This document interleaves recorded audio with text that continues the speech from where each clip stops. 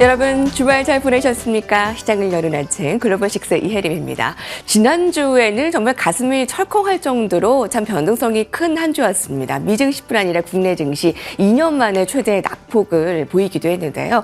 바로 미국의 고용지표의 침체로 미국 경기에 대한 아래 공포가 드리워졌기 때문입니다.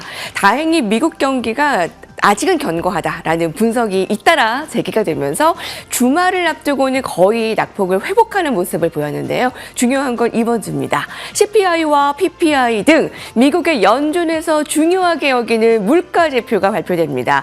예상치를 상회할 경우 또 한 번의 출렁임이 있지 않을까 하는 우려감이 있기에 좀 주요하게 봐야 되고요.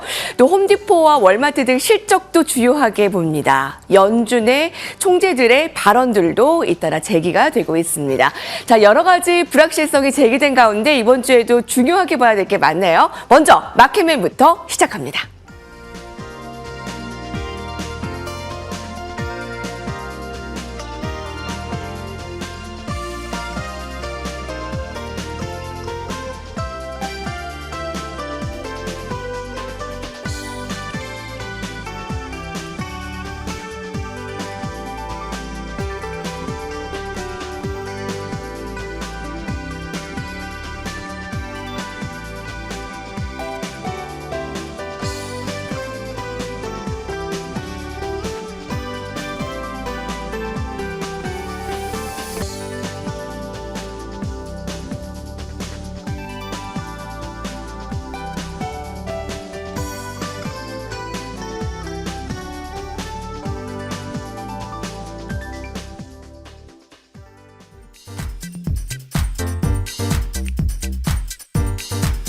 시장과 종목에 대한 정확한 판단을 한 걸음 더 다가보는 마켓맨 시간입니다. 오늘도 지난주 시장을 관통했던 그리고 이번 주 시장을 꿰뚫어보는 데 도움이 될 만한 두 가지 인사이트 한번 준비를 해봤습니다.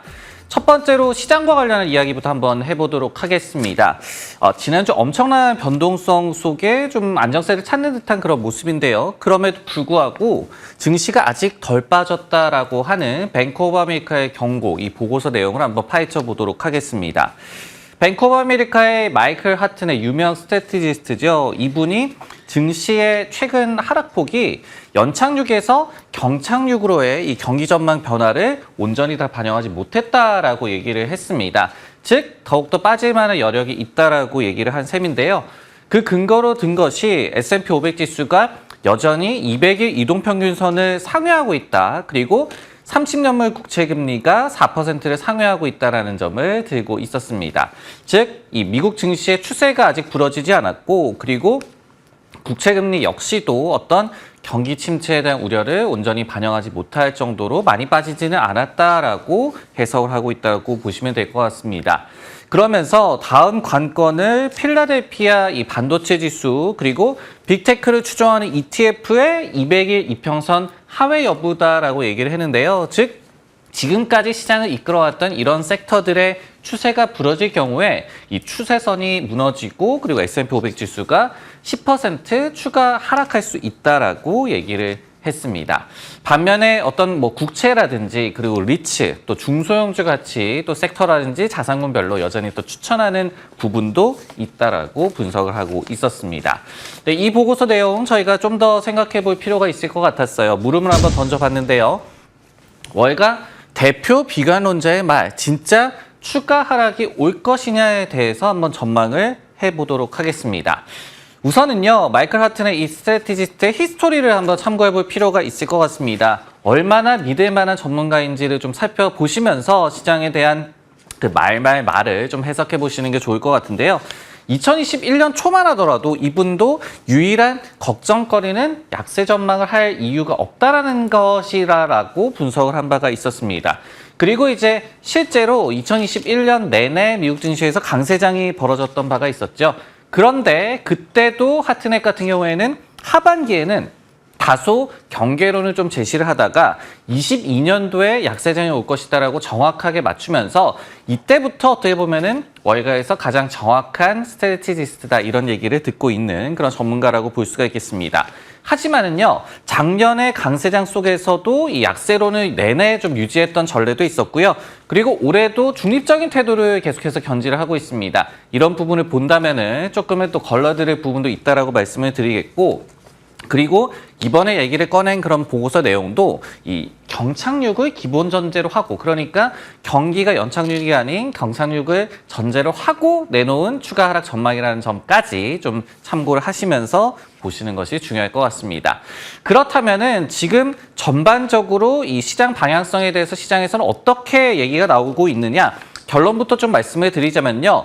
반등을 할 것이다라고 좀 전망을 다들 하고 있는 것 같습니다. 하지만은 시간은 다소 걸릴 것으로 보인다. 이 부분에 대해서 한 2가지 정도로 이유를 꼽아볼 수가 있을 것 같습니다. 일단은 반등을 할 것이다라는 점에서 근거를 한 2가지 정도 꼽아본다면은 첫 번째로 침체를 확신하기에는 지표상의 근거가 좀 부족하다. 그러니까 경기 침체에 대한 공포감으로 지수가 빠진 것은 이해를 합니다만은 실제적으로 침체가 나타날지 여부에 대해서는 아직까지 판단할 만한 지표가 근거로 부족하다는 점을 저희가 기억을 해봐야 될 것 같습니다. 두 번째로 역시 최근에 시장의 하락을 이끌었던 어떤 AI 수혜를 받는 빅테크들의 거품론 같은 경우에도 이들 기업들의 이익 전망이 여전히 좀 올라가고 있습니다. 그렇기 때문에 이런 부분들도 아직까지는 반등을 기대하는 그런 요소라고 보여집니다. 하지만은 이것이 V자 반등이 아니라 당분간 변동성은 이어질 것이다라고 얘기하고 있는 또 근거도 생각을 해봐야 되겠죠. 역시 2가지 정도로 꼽아볼 수가 있을 것 같은데요. 첫 번째로 어쨌든 간에 이렇게 공포감의 엄습을 해오면서 극심한 포지션 숄림 현상이 나타나고 있습니다. 즉 그동안에는 빅테크를 엄청나게 많이 매수를 하고 뭐 예를 들면 엔화를 많이 매도했던 그런 움직임이었다라고 한다면은 지금은 완전히 반대되는 움직임이 나타났던 바가 있었죠. 그러다 보니까 이 같은 포지션 쏠림의 최종 규모가 어느 정도 될지 그리고 어느 정도나 이어질지에 대한 기간이 불확실하기 때문에 앞으로도 일정 기간의 변동성을 저희가 감수를 해봐야 될 것 같고요. 두 번째로는 11월 미국 대통령 선거 등의 불확실성 요소가 있습니다. 최근에 실제로 20년간 5차례 대선에서도 직전에는 증시가 하락한 바가 있었거든요. 이런 이유들 때문에 반등은 올 것이지만은 앞으로도 좀 변동성을 대비하는 그런 전략이 필요한 때다라고 생각이 듭니다. 네, 이렇게 시장과 관련한 얘기 해봤고요. 이번엔 종목과 관련한 다음 헤드라인 한번 확인해 보도록 하겠습니다. 소비 둔화를 토로하는 기업들이 많아졌다. 섹터에 대한 이야기로 오늘은 준비를 해봤습니다. 2분기 어닝 시즌이 슬슬 좀 마무리되고 있는 것 같은데요. 근데 이 어닝 시즌 간에 미국에서 소비 경기를 걱정하는 기업들이 상당히 많아진 걸로 집계가 되고 있습니다. 우선은요, 소비 침체, 컨슈머 다운턴이라는 이런 용어를 쓴 컨퍼런스 콜에서 이런 언급이 나온 기업들이 6곳이다라고 하는데 절대적인 값은 그렇게 높지는 않지만은 그래프에서 보시듯이 금융위기 이후로 최대로 이 같은 언급이 컨퍼런스 콜에서 나왔다는 점을 주목을 해봐야 될 것 같습니다. 다음으로요, 신중해진 소비자, cautious consumer라는 그런 언급도 33차례 나왔다라고 하거든요. 근데 이것이 금융위기 때도 한 20차례 정도에 그쳤던 그런 언급이 되겠습니다. 굉장히 또 소비 경기를 좀 걱정하는 기업들이 많아졌다라고 생각을 해볼 수가 있을 것 같습니다. 마지막으로요, 소비자 압박 그리고 소비 약세 등 이런 언급도 급증을 했다라고 하고요. 또 저임금, 로우 인컴이라는 그런 키워드를 얘기했던 그런 기업들 같은 경우에도 지금 보시듯이 66곳이나 집계된 것으로 이번에 나타났습니다. 네, 이 같은 보고서 내용 그리고 집계 결과에 대해서도 좀 더 생각을 해볼 필요가 있겠죠. 저는 이 부분이 좀 더 궁금하더라고요. 결국은 늘어난 소비 둔화에 대한 걱정, 섹터 전략을 어떻게 좀 세워야 할까 이 부분에 대해서 좀 말씀을 드리도록 하겠습니다. 앞서서도 좀 앞으로도 변동성을 좀 대비를 하면서 포트폴리오에 대해서 좀 조정을 하고 또 시장을 관망하는 그런 전략이 필요하다라고 말씀을 드렸는데요. 이 같은 과정에서 결론부터 말씀드리자면은 경기 소비재 섹터는 그다지 좋지 않은 선택이 될 것 같다. 이렇게 좀 말씀을 드리도록 하겠습니다. 역시 몇 가지 이유를 꼽아 볼 텐데요. 첫 번째로는요, 이 같은 소비 둔화에 대한 걱정이 전 분야에 걸쳐서 좀 발생하고 있다는 점이 걱정스러운 것 같습니다.